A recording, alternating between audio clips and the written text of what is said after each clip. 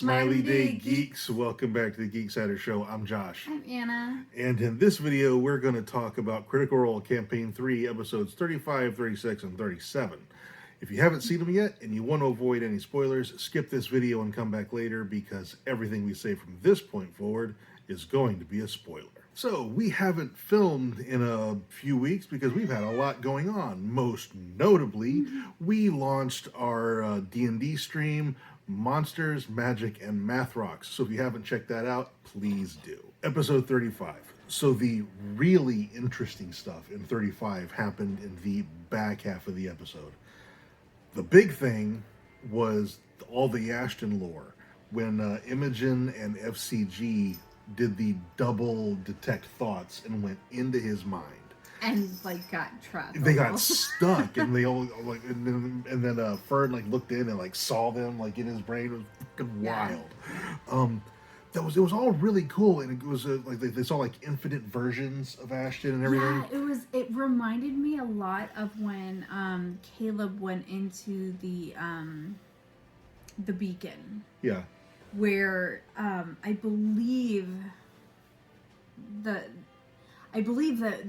with Caleb in the beacon, it was a line of Caleb's and he looked down the line or something like that. But each Caleb was slightly different because there was a different possibility of Caleb. Mm-hmm. And that's what this reminded me of. It was a different possibility of Ashton, some of which were soft. And I need a fucking description of what Ashton looked like when he was soft. Right. I need to know what that version of Ashton looks like. And they kind of skimmed over it and I was like... And the thing about that whole part is, I mean, they just got back to Drusar, and they had left Laudna's body with Lord Esteros, and they were at the Spire by Fire, and it felt like a weird time to do that because there's so much going on, and it was I don't know, I think if I was a player playing D&D and I wanted that moment, I think I would have waited until we resolved the current emergency before I asked for that to happen. Yeah. And the current emergency is Laudna's dead and they're trying to get her back. And then, Ashton's like, hey, would you guys mind jumping into my head? Well, though, Ashton... their memories of that are very vague and nondescript, and as far as they're aware, they died. And something that Milo did brought them back, and so maybe that's what prompted the decision was well, I died and for some reason came back without a cleric. What about this situation can we apply to Laudna and get her back? Maybe, but that wasn't brought up in part of the conversation. No, it wasn't. But maybe Ashton also doesn't say a lot of the things that go through their mind. Yeah, that's true. He's very closed, and the things that he does say feel like they're what they think others want to hear, as opposed to what they actually think. Yeah. It is to me. It felt like a weird time to do that, given the current situation. The other stuff.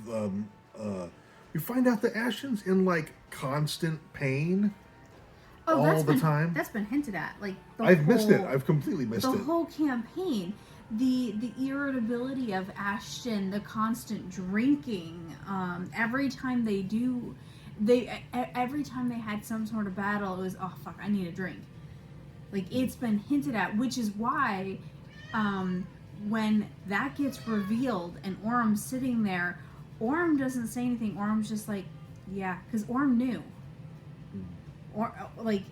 Orm's too fucking observant not to know, but Orm's seen all the signs, and so when Imogen and FCG were like, holy shit, you're just always in pain, Orm's just yeah, they are. See, it makes perfect sense. I just missed all of the clues. Every single one. Yeah. There's been loads of it. In fact, it's been a pretty big fan theory that Ashton has chronic pain. Other big stuff in the back half of 35 was Imogen sending to Keyleth. And so, I wasn't sure they were going to go that route. I know. I thought for sure Matt was going to figure out a way around that. I thought he was too. Yeah. I did. I'm really glad he didn't. Yeah. Yeah. Like when Keyleth responded, like, I'm kind of in the middle of something, but I'll be done soon. I thought maybe he was going to throw them like another way to bring Laudna back, and then they would just message her and be like, "Oh, we don't need you anyway, but thanks for offering." Yeah, I thought for sure he was gonna have Estros be like, "Hey, so I know a person, but you got to go rescue them first because they're being held captive by such and such," like something to that effect. But yeah. But Keyleth, she showed up at the end of the episode and opened up the tree and took them to Whitestone, which brings us to episode 36. Episode 36 was just full of Vox Machina Easter eggs. Yes. And in hindsight, it makes sense that he did that because Matt's mentioned in a few interviews and such that he has always dreamed of having a campaign that went long enough that people from prior campaigns could meet up and interact with people in the current campaign, and that this is something that he's discussed with the group. So, like, it does make sense. It also makes sense because Legends of Vox Machina is out, That and too. from a marketing perspective, it's a good move. Oh, it is. Yes. So you can't fault them for that. Yeah, Legends of Vox Machina is a super easy to consume partial of the Vox Machina run, and they've already got one season out. The second season, I think, coming has already in January. is already done and is coming out in January, and they've been greenlit for a third season. Yeah. This is a great way to watch Vox Machina, and this is it's fucking perfect. So like you can basically, I wouldn't recommend to anybody to skip campaign one. Campaign one's fucking amazing. It is. But if you're like, man, that's a lot of content, well, you can watch the cartoon.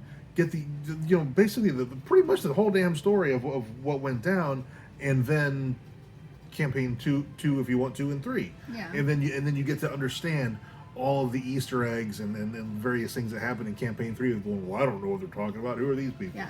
Well, and also the fact that they're doing the animated series for Legend of Vox Machina makes Vox Machina a nice, easy to digest campaign.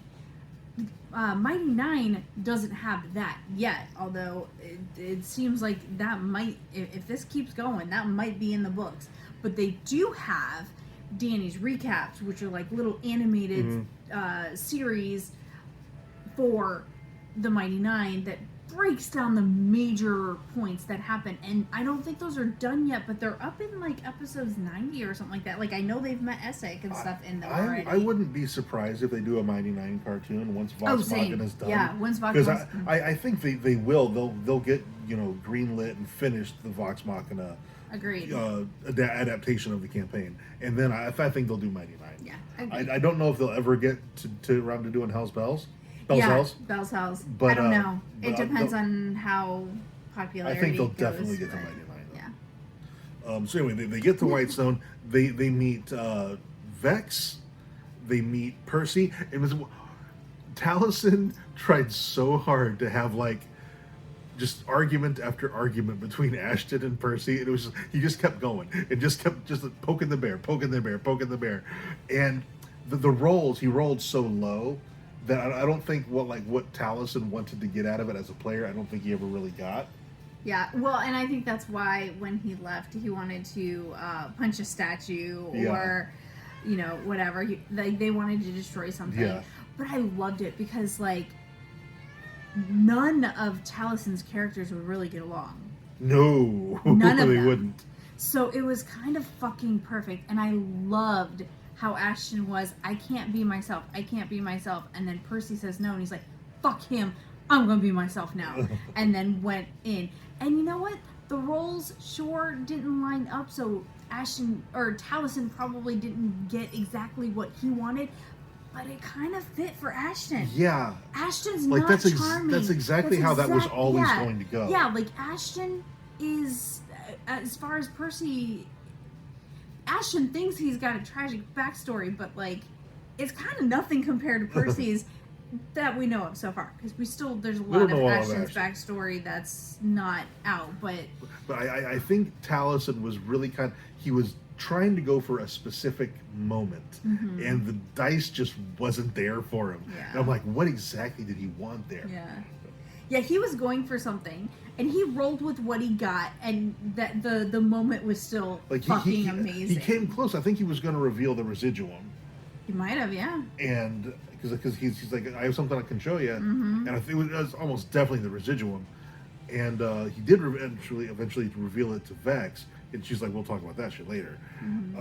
But yeah, just Percy, the interactions between two of Talison's previous characters, who were never ever going to get along. No. It worked out exactly the way it should have. Yeah, it was fucking perfect. Yeah. And then Pike's there. Of course, Pike had to be there. As soon Yeah. as they go to Whitestone, you knew Pike had to be there. And then I figured Pike was going to be the person who would revive Laudna, but she would need like some kind of component to do it or something, and that would be the mission. But it turns out that there are two souls bonded to Laudna's body. Of course, one's Delilah and the other one's Laudna, and they've got to go into like some kind of spectral realm and divide the two souls and hold one at bay. The one thing about episode 36 that I was kind of disappointed in is we had every member of Vox Machina except for Scanlan and Grog. And I figured if Pike's there, Scanlan's got to be there, because didn't they get married? They did, but I think they also got divorced. Did they? They had some kids. So, I don't know. And- It's in the Return to Taldori book, which I haven't read the Vox Machina section of it because I've been focusing on the campaign. But yeah, and Grog also stayed with Pike. Yeah. So I don't see. That's the thing is, we're not done yet. I They think might be there. Yeah, I think Scanlan and Grog are coming. Matt's been really, really clever about weaving a Vox Machina in to where not all of Vox Machina is ever there at the same time. When Keyleth brought them to Whitestone, she introduced them to Percy, and then she skipped. And then Percy did his little bit and then kind of handed them off to Vex. And then Vex helped with Pike. And so Pike and Vex are together, but they're also doing something. So they're not together and having heavy RP and stuff. Matt's doing it in a clever way to introduce all of the characters and yet not be sitting there RPing with himself as the entirety of Vox Machina. Yeah. I'm just wondering if Scanlan and Grog are there. And if they're not, where are they? And are they going to pop up later in the campaign? I think they're there. That's where I think it's going to go. I think they're going to pop up later in the campaign. See, I think they're there. I think they're at the bakery. And when they finish with this whole mission, they're covered in flour, they're gonna aprons. they're gonna stop by the bakery because they've already made a note about stopping by this fucking bakery. They're gonna go and stop by the bakery, and that's when they're gonna meet Scanlan and Grog. Yes, that's my prediction. So they get all these expensive components to go into Laudna's limbo, wherever she is, the upside down, because that's fucking what it seems like. The fucking upside down. It feels like the upside down. And so, but they get the components. Vex is like, hey, I'll spend the money, fuck it. As she should. Yeah. And given how tight she is with money, that was big. But this here, so at first I wasn't sure, 100% sure who Laudna was in the tree. Probably Vex. Probably, because of the dark hair. But I believe the red head that was supposed to represent Keyleth had the hair painted red. Yeah. If I'm remembering correctly. So, not necessarily, there was not, in my mind, I did not have confirmation that Laudna was Vex until Vex started footing the bill and stuff like that. Yeah. Vex recognized her. Vex knows that was her effigy. Yeah. And she's taking care of it. I've always kind of figured it was Vex. I was like, it could have been Keyleth. But it could have been Keyleth. It also could have been Vex. Yeah, it could have been. But so they get into her mind, and their first experience in her limbo, her hell, is in the hut, and she's being hunted And it's like, the witch, get the witch, kill the witch. And it was creepy as shit. So creepy. And the group ended up having to fight these like fabric, shadowy monsters. It was a really cool combat. And this is where I think Ashley potentially made a mistake. Because when they finished this combat, the hut's on fire. And she cast Tidal Wave, which is a 3rd level spell, which isn't like a super high level spell, but you still got to fight Delilah. And that's a 3rd level spell to put out a fire. But see, there's also Orem used almost all of his superiority die in that fight. But Liam knows better. But Liam was playing Orem how Orem would fight. And Orem would have went all in. Ashton also used a double rage. Again, Taliesin knows better. Ashton would have raged a second time when his dropped. So, like, made sense with character. Fern's kind of scatterbrained a little bit. I don't know that that was Ashley's intention, but it does make sense for Fern to use a spell that's unnecessary to put out a fire. I can see that. Yeah, it kind of. I don't know that was Ashley's intent. And you know that was 2 weeks ago that we watched that, and I had completely forgotten that Orem blew through pretty much all of his shit. And Orem also tried so hard to get them to take a short rest. I think Orem probably mentioned it like 3 or 4 times. Like, guys, can we take a short rest? Like, he's like, I'm not hurt, but I'm winded. Yeah. And he was like, dude, I don't have very many maneuvers left. I fucking used them all. I need to rest. I mean, fast forward to the fight with Delilah, he didn't use any maneuvers. No, because he didn't fucking have any. I think he had a couple, but he didn't use them, and then he poofed out before he could. Yeah. Before he had any opportunity. He might have had a little bit left. Yeah, I think he only had like 1 or 2 left. He used a lot in the previous fight. But the upside down version of Whitestone, creepy as shit. So the creepy. Buildings are moving and like bending over and stuff. Yes, and speaking of that, skill challenges are rough because a lot of times when you do a skill challenge, it feels like no matter what you do, there's only certain skill checks that'll work. But if you keep doing the same skill check, it's going to increase the DC. And it seems just monotonous and kind of pointless at that point. Yeah, it seems monotonous, and then not only that, but like, I understand that there's other ways to do skill checks. In fact, I believe we've talked about this before. Yeah, like it sounds very familiar.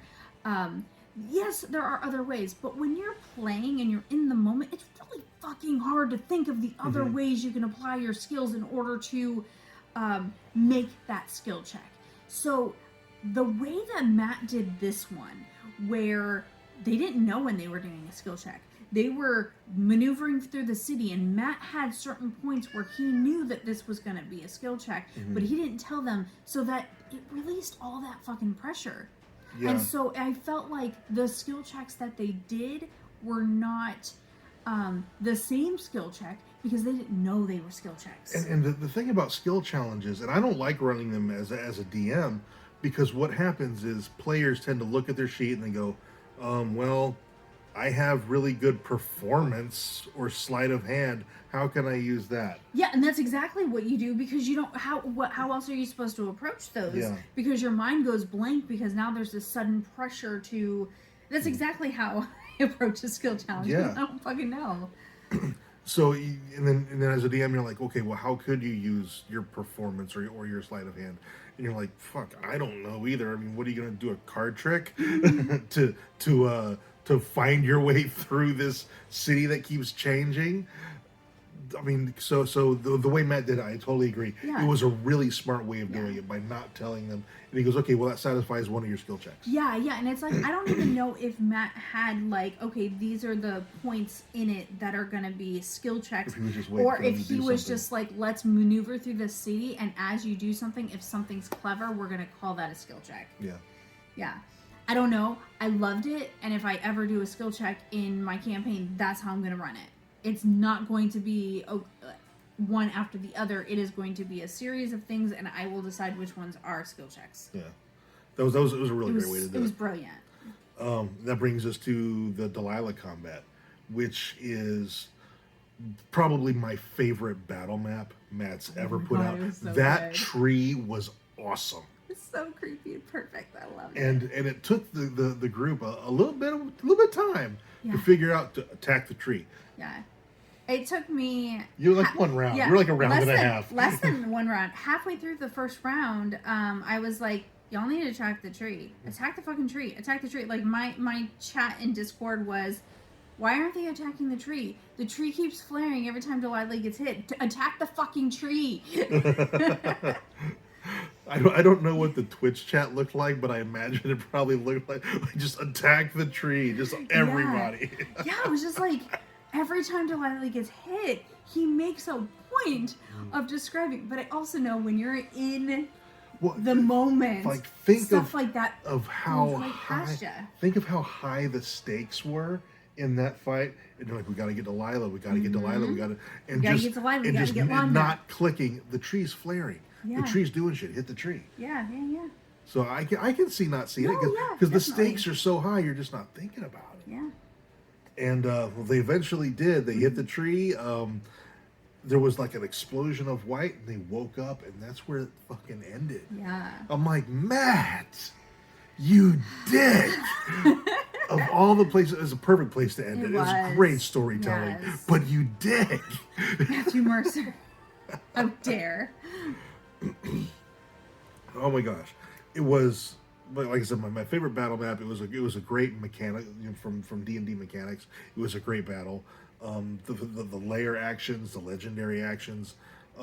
Characters went down but didn't like die. They just went back to their bodies. Yeah, that was really cool. Yeah. Yeah. And I loved how When they just left the FCG went table. down, I was like, oh well, shit. It's done. They're not getting it. Yeah, I was a little worried. I was like, that's their healer. I mean, I know Fern can heal, but Fern's also Fern. Mm-hmm. So. Like I didn't think they were going to get it as soon as FCG went down. I was like, well, Laudna's staying dead. Yeah. They're going to have to find another way, or she's staying And dead. also, though, like, where he ended, we don't know if they succeeded. We don't know if this actually worked in separating Delilah from Laudna. We don't know why they got pulled out, because Imogen was supposed to contact Pike once they defeated Delilah and let her know that it was they Once were they had done. separated Yeah, them. once they were separated. So, what the fuck happened? I'm excited to find out. Yeah. I don't know. Maybe the spell just ended. Like, Yeah, that's the thing is I'm like, time can be weird. Maybe the spell just ended. Yeah. Or maybe Pike sensed that the souls had been separated and went ahead and began casting and it pulled them out. There's coming all kinds of things are the reason why they got pulled out. I guess we'll find out. Yeah. They have an episode next week, right? Yes, I think there's one next week, but then not the week after, because they haven't done the Halloween episode where they wear costumes yet. Okay. So that's got to be next week. Okay. And today's only the 14th, so we're good. Yes, yeah. We're good. Yeah, we're good. Phew, I scared myself for a second. All right. I think that's all we have for this video. Kind of a long one because we had a lot to talk about going over 3 episodes. Yeah. Please do check out our D&D stream, Monsters, Magic, and Math Rocks. Anna's doing a fantastic job I'm trying. as DM. Episode 4 went up this past Wednesday. Episode 5 is going to go up next Wednesday. And yeah, she's doing a great job, and I'm having a blast being able to play and not having to DM. It's awesome. All right. Drop a like on this video if you enjoyed it. Let us know down in the comments if there's anything we were supposed to talk about that we didn't. And Thank you so much for watching. We'll see you next time.